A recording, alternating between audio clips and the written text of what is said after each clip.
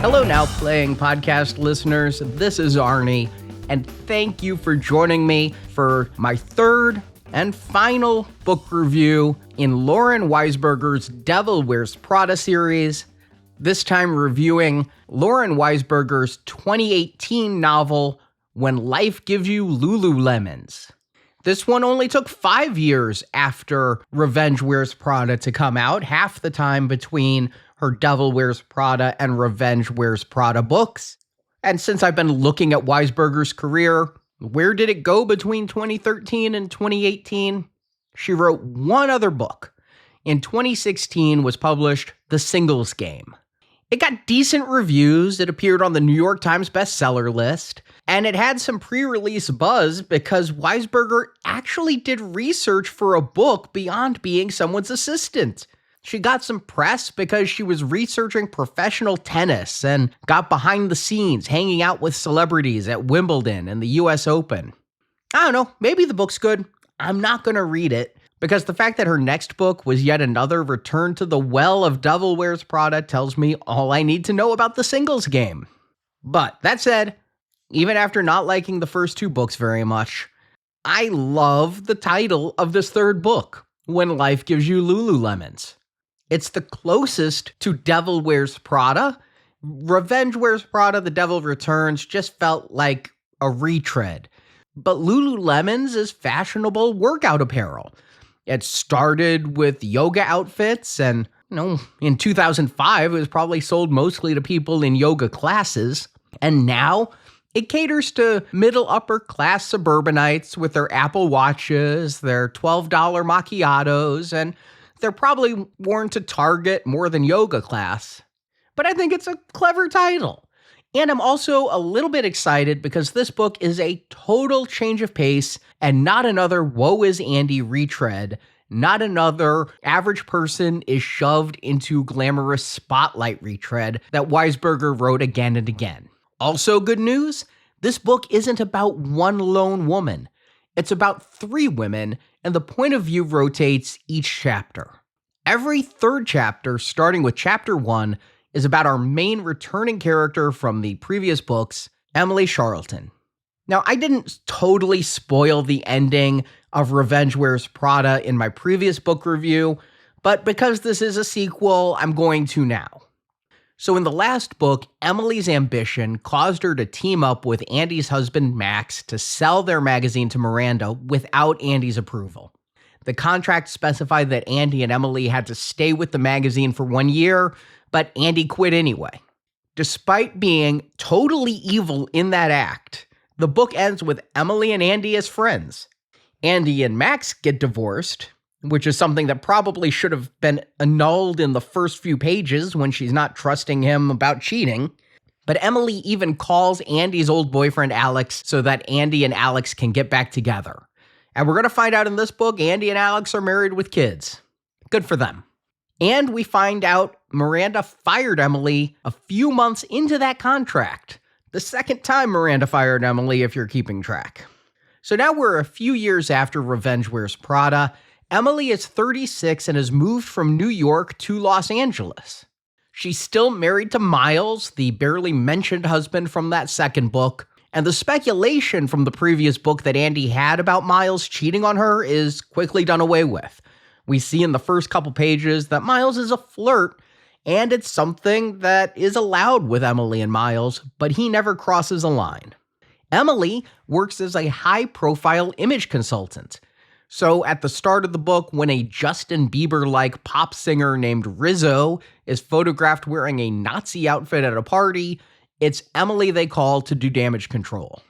And it's clear this is the same Emily from the last book, who, as I mentioned, is more like Emily Blunt from the first movie than the Emily from the first novel, but this Emily is career-focused, wanting to be upwardly mobile and part of the rich and famous. And she is rich and works for famous people, but she's also vain. Being 36, she starts to complain about wrinkles and stretch marks and hair growing in new places. And even though she's incredibly thin and has no kids, in fact, she says, "I don't like kids," verbatim. She says that matter-of-factly, and that's going to be a major character flaw for her in this book. So I'm not entirely sure where Emily got stretch marks, but she hates them. And being in her mid-30s, she's already out of date, and an Instagram influencer is stealing much of her business.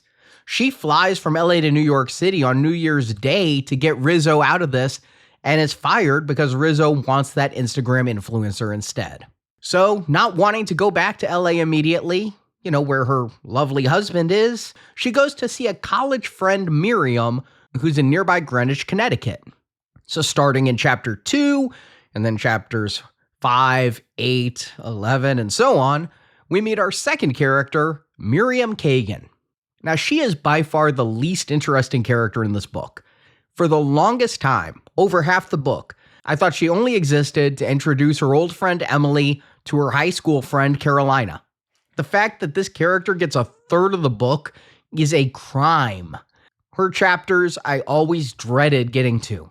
She's a stay-at-home mom of 3 who had worked as a high-powered but ill-defined businesswoman in New York City, but moved to the suburbs in Connecticut with her husband when they had kids.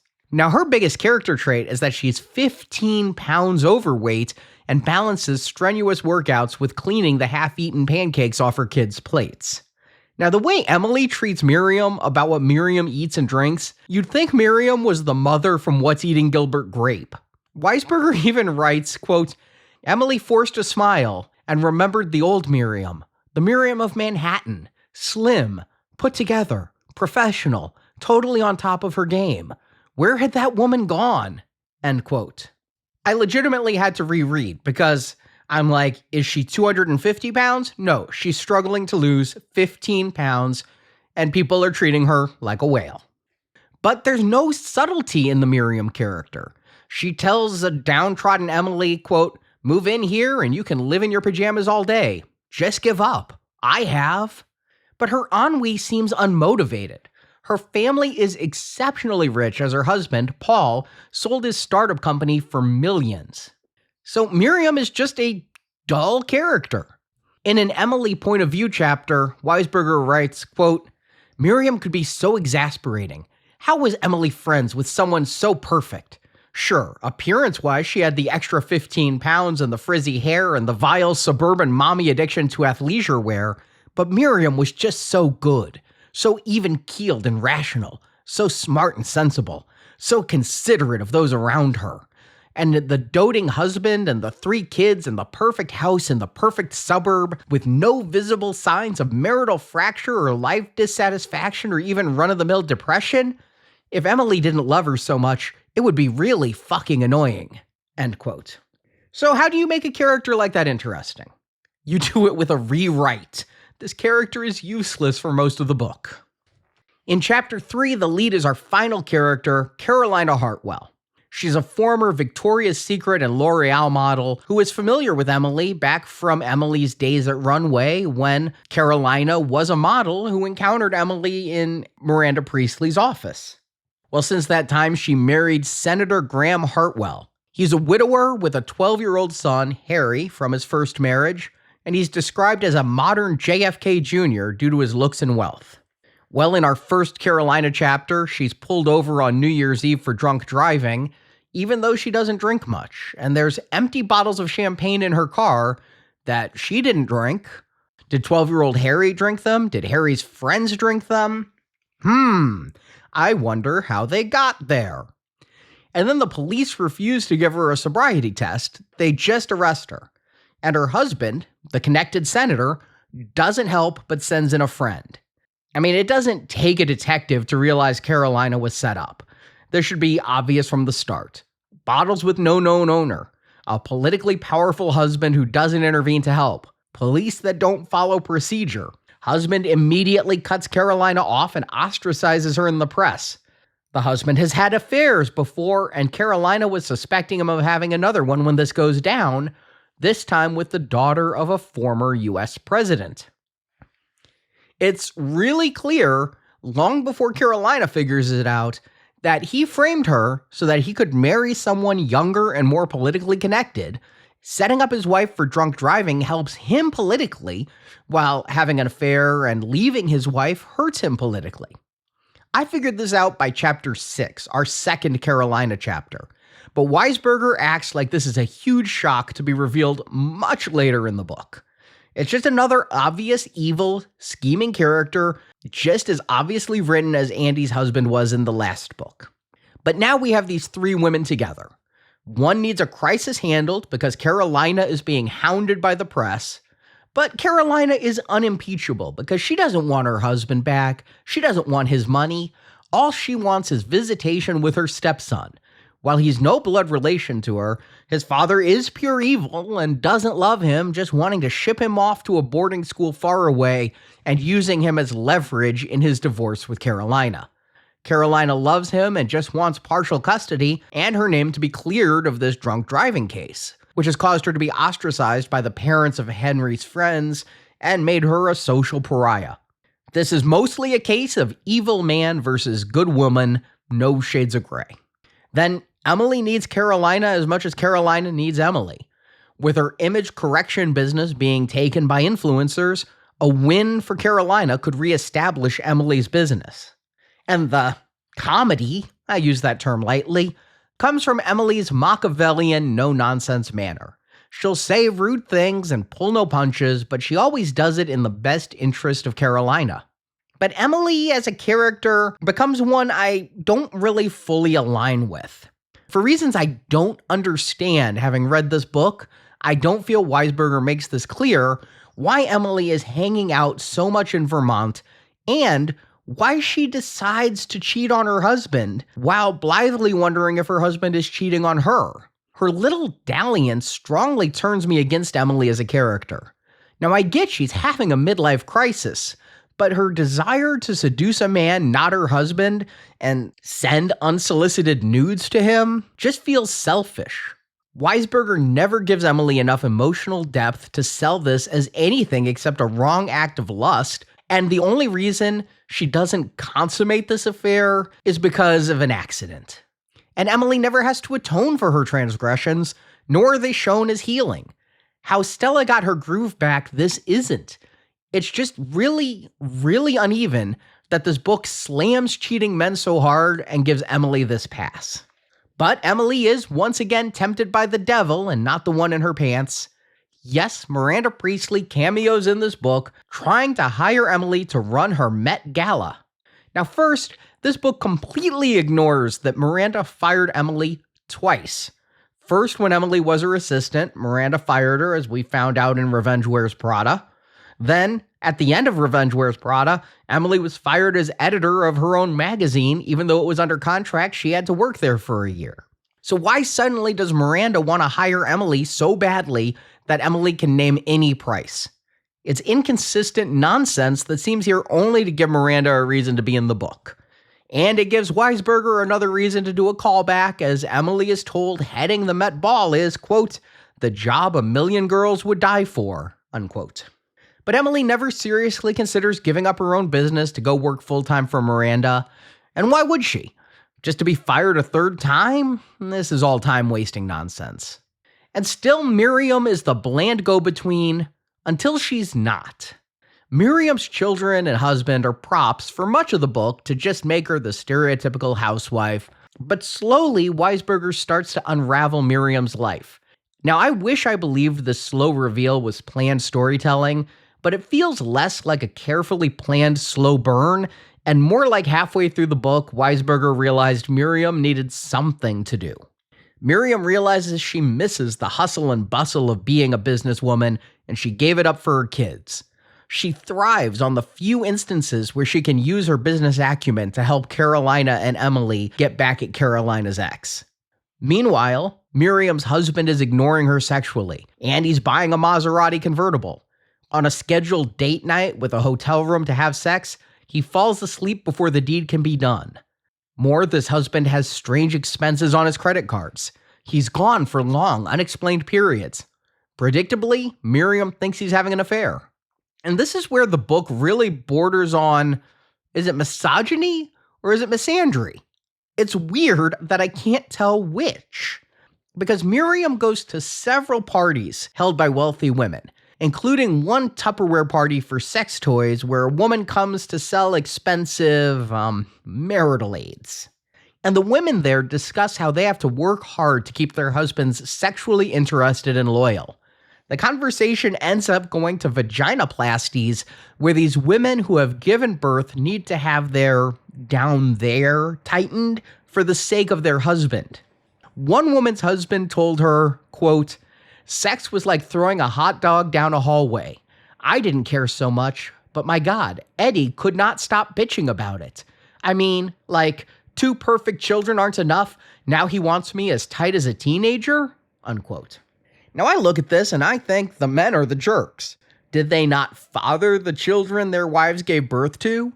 To then tell that wife her vagina is a hallway is utterly rude, tasteless, despicable. And this book continues to make every man, including this Eddie we'll never meet, so insensitive and on the verge of cheating. It makes me feel this book is man-hating. One awful husband, Carolina's, is characterization. 5 awful husbands start to feel like the author's worldview. Yet these women also brag about how some plastic surgeons will measure their husband's erect penis so the vaginoplasty can be bespoke, so the size is exacting to that husband's member. That the women not only do this, but brag about it, makes me think this book is anti-woman, because these rich women do this and are proud of it. And our POV character here is Miriam, and she's astonished not that these women do it, but just that such a procedure exists. Thus, Weisberger paints this degradation of women as par for the course. So is this book painting all men as bad, or is it saying women are too compliant? Normally, I would expect a novel to have a point of view here. Is this condemning entitled husbands? Is it criticizing wealthy women for enabling impossible beauty standards? Is it satirizing the entire culture of Greenwich elites? I genuinely can't tell. And when I can't tell what the book wants me to take away from scenes this extreme, those scenes start to feel less like commentary and more like shock value. This book presents ugly gender dynamics over and over, but Weisberger never seems interested in saying anything meaningful about them.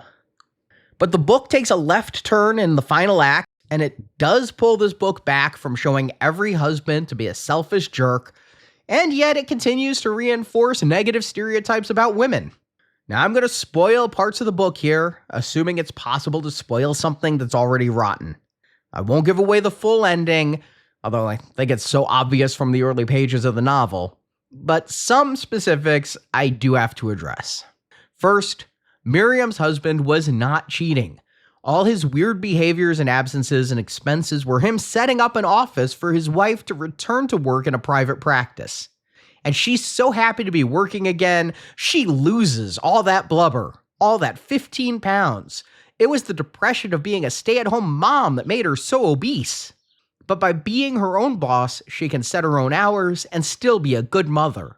A completely unrealistic expectation for the vast majority of women, but this book says being trim, income earning, and the primary caregiver for the children is the only way a woman can really self-actualize. And this stereotypical view of female conformity being the way is strongly reinforced by Emily's ending. Her husband isn't cheating either, he's just off on a lot of business travel, but makes side trips to New York to bed his hot wife. And Emily, as I mentioned earlier, is shown throughout the book to dislike children. And when thinking about our old main character, Andy Sachs, Weisberger writes, Andy's new life was the definition of dreadful, in that she moved to a farm in Vermont with her husband Alex and raised their kids. But in Weisberger's view, it's that Emily just doesn't understand. And that's just such a cliche for parents to tell non-parents. When people without children say, don't you get tired of wiping asses and cleaning vomit? And the parents almost always, to me at least, have said, you won't understand until you have kids of your own. Well, this novel repeatedly lands on that cliche that motherhood is the missing piece for female fulfillment. This single-minded, women must procreate for happiness view is what drives this book home. Carolina's biggest drive is to be a good mother, even if her son is not her biological son. That her husband is revealed not only to set her up for drunk driving and have her arrested, but that he had a secret vasectomy and then told her she's the infertile one, is written as the ultimate betrayal, in that he denied her a biochild. And as for Emily, her husband's visit ends up with Emily becoming pregnant. And even though she never wanted children, suddenly her worldview changes. Now she loves children, loves having a child, and doesn't care so much about how her perfect figure is being distended. And just another nit to pick, Miranda in book 2 was shown to love babies and was attentive to Andy's pregnancy. And in this book, she's suddenly dismissive and indifferent to Emily's pregnancy. Weisberger cannot write a consistent character, and that's maddening. But this novel's ending left me feeling like the book's definition of a successful woman is someone who's thin, sexually available, financially successful, and a devoted mother. Miss one of those boxes, and you're somehow incomplete. That's the gospel, according to When Life Gives You Lululemons. And whether Weisberger intended that or not, that's the message the novel communicated to me. And yes, there's still dated references, even though the book's newer, so not as dated, but Hoda and Kathy Lee drinking wine on TV, Kira Sedgwick and Kevin Bacon's bankruptcy, and that Emily, quote, saved Ryan Philippe from complete irrelevance. Sorry, Emily, you failed. Other than our reviews of Antitrust and I Know What You Did last year, in which he was the least interesting character, I don't think I've thought of Ryan Phillippe in years, and both of those movies are over 20 years old. But hey, I'm done with Lauren Weisberger, and I'm sure Lauren Weisberger's done with me. She doesn't need my positive reviews. With the sequel movie out, she wrote a piece for, of all places, Vogue. Not only did Vogue embrace having Anna Wintour on the cover with Meryl Streep, but they gave Weisberger a column to update readers on her life, as she lives on a boat in the Bahamas with her husband and teenage kids.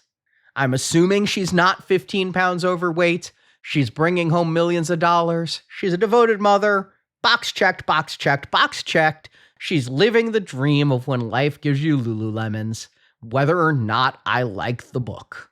And she has a 9th novel on the way, and I can't wait to not read it. And with that, I close the cover forever on Lauren Weisberger. I don't care if she comes out with another Devil Wears Prada book. I'm not going to read it. And I honestly think the reason this review has taken so long for me to get to is because I can't say it's no fun to rip these books apart, but it's not a lot of fun to find nothing enjoyable in books that really weren't written for me, but really shouldn't be read by anyone. They're just harmful to both genders and all worldviews. I feel bad for everyone who reads them and is influenced by their thinking. But I had to get through these 2 reviews because I want to talk to you guys about 2 books I really do like. Today, for our platinum level donors on Patreon, on Podbean, or directly to Now Playing Podcasts through PayPal, we are releasing our review of Tom Hanks' second movie of the 1990s, the notorious bomb, The Bonfire of the Vanities. That movie was so hated upon its release. Was it warranted hate? Well, we're going to find out in our review that's out today, but I did read the Bonfire of the Vanities novel, and whatever I think of the movie, that book is good, and I want to talk about it. So I had to get through Lauren Weisberger's other 2 books so that I can bring you guys a book review of Bonfire of the Vanities this weekend to accompany our Bonfire of the Vanities movie review. And then there's a book I like even more. It's called The Devil's Candy, The Bonfire of the Vanities Goes to Hollywood. This is a complete tell-all book from a reporter who had unlimited access to everyone during the making of the Bonfires of the Vanities film. It may be perhaps one of the best behind the scenes I've ever seen or read on any movie ever. And so I am anxious to get to those two reviews and talk to you guys about the books surrounding The Bonfire of the Vanities. Hopefully you can join us today for that Bonfire of the Vanities movie review. And even if you aren't a donor, you can hear these book reviews for free when they come out soon. Thank you for enduring Laura Weisberger with me, and thank you for playing Now Playing Podcast.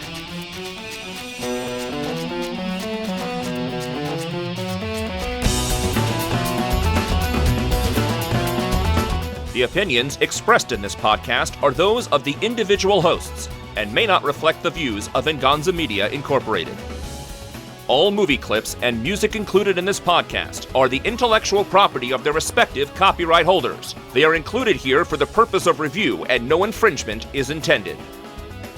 Now Playing is a Venganza Media production, copyright 2026, and no part of this show may be reproduced, repurposed, or redistributed without the written permission of Venganza Media Incorporated. All rights reserved.